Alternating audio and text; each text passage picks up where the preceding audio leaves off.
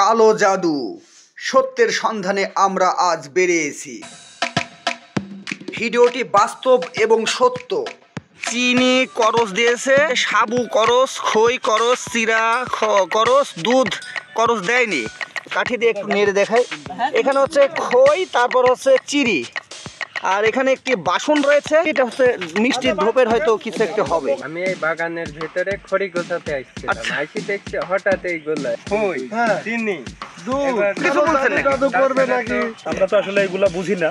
ভয় নয়, জানতে হবে। প্রিয় ভিউয়ার্স, আপনারা সম্পূর্ণ ভিডিওটি দেখবেন, ভিডিওটিকে লাইক, কমেন্ট এবং শেয়ার করবেন। তাহলে দেখতে থাকুন আজকের ভিডিও। এখানে একটি কি যেন পাওয়া গেছে, আমি খবর পেয়েছি, তো এসেছি এখান থেকে। আমি সেই ভিডিওটি ধারণ করব এবং আমি আপনাদেরকে দেখাবো। আচ্ছা, এই পথে, তাই তো? আচ্ছা ঠিক আছে, এই পথ দিয়ে এখন আমি যাচ্ছি এবং দেখাবো আপনাদের মাঝে আসলে কি এখানে কি রয়েছে, সেগুলোই দেখার চেষ্টা করব। আচ্ছা, আমি দেখতে পাচ্ছি যে এখানে কি কি যেন। আচ্ছা দেখি এগুলো কি, আসলে এগুলো কি? চিড়ি, চিড়ি আর হচ্ছে কোনটা এটা? এখানে কি কি লেখা আছে? চিনি করস দিয়েছে, তারপর আছে সাবু করস, খই করস, চিরা করস, দুধ করস দেয়নি। কলাতেও কিন্তু করস দেয়নি এবং বাতাসা লেখা, বাতাসাতেও করস দেয়নি, এবং 1 কেজি মিষ্টি করস আর মুড়ি আছে করস। তার মানে এগুলো হয়তো লিস্ট অনুযায়ী কিনে এনেছে, যাই হোক যেটাই হোক হবে হয়তো। আর এখানে আমি দেখতে পাচ্ছি খই, একটু কাঠি দিয়ে একটু নেড়ে দেখাই। এখানে হচ্ছে খই, তারপর হচ্ছে চিড়ি, আর এখানে একটি বাসন রয়েছে, এবং এখানে একটি দুধ ছিল হয়তো বা এই বোতলটাতে। আর এখানে এটা কি? এটা হচ্ছে মিষ্টির ধোপের হয়তো কিছু একটা হবে।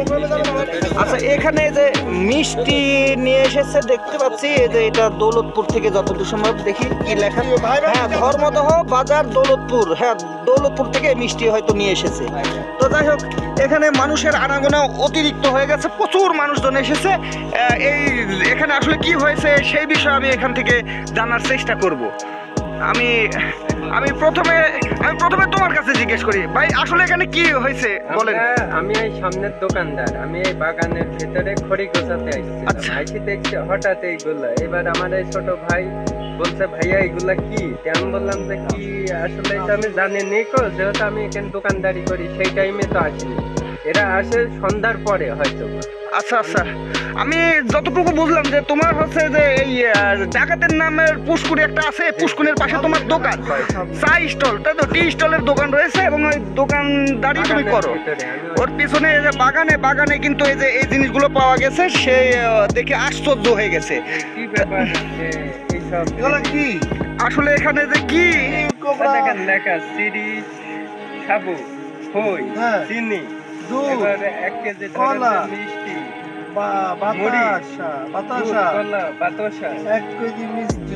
অনেক কিছু নাম, কিন্তু আমি এখানে দেখি যে ধর্মদহ দৌলতপুর বাজার, ঠিক আছে? আচ্ছা আচ্ছা, হ্যালো ভাই, আচ্ছা আপনি এগুলো দেখে কি মনে করছেন একটু যদি বলতেন। আসলে কি বোঝা যায়, কোনো মানুষ কোনো জায়গায় কোনো কিছু করবে নাকি বলতে মানে কি, মানে কালো জাদু বা কোনো কিছু বলছেন নাকি? জাদু করবে নাকি, এরকম আসন বসাবে নাকি, বা ফকিরি কোনো ধান্দা করবে নাকি, সেটা তো বলা যাচ্ছে না। আচ্ছা, সঠিকভাবে নির্ণয় করা যাচ্ছে না, তাই তো? আসলে ভাই বলেন। আমি একটু কিছুক্ষণ আসার পরেই তো আমাকে ডাকে এখানে বিষয়টা কি একটু দেখার জন্য। আমরা তো আসলে এগুলা বুঝি না, এসে আমরা দেখি এই ব্যাপার যে এখানে কি আছে, এগুলা কি হয় এটাও জানি না, কৌতূহল বশতই আসলে আপনাকে ফোন দেয়। আচ্ছা আচ্ছা, ধন্যবাদ আমাকে ডেকেছেন, এবং আমার মাধ্যমে দর্শকরা জানতে পারছে, যেহেতু আপনারা আমাকে ইনভাইট করেছেন, এখানে এসেছে এবং দেখেছি। তো আসলে এটা কি মনে হচ্ছে, কালো জাদু বা অন্য কোনো কিছু মনে হচ্ছে নাকি? এখন কি আমরা তো প্রায়ই নেটে দেখি যে আসলে কালো জাদুর যেই ব্যাপার অনেকেই অবগত আছেন, সম্ভবত এটা ধারণা, যেহেতু এই বিষয় সম্পর্কে আমাদের জ্ঞান নেই বা আমাদের জানা নেই, তবে নেটে দেখি বা ওই আঙ্গিকে যদি আমরা ধারণা করি, সম্ভবত হয়তো কালো জাদু হতে পারে। আচ্ছা ঠিক আছে, ধন্যবাদ। ফরিদুল ইসলামকে।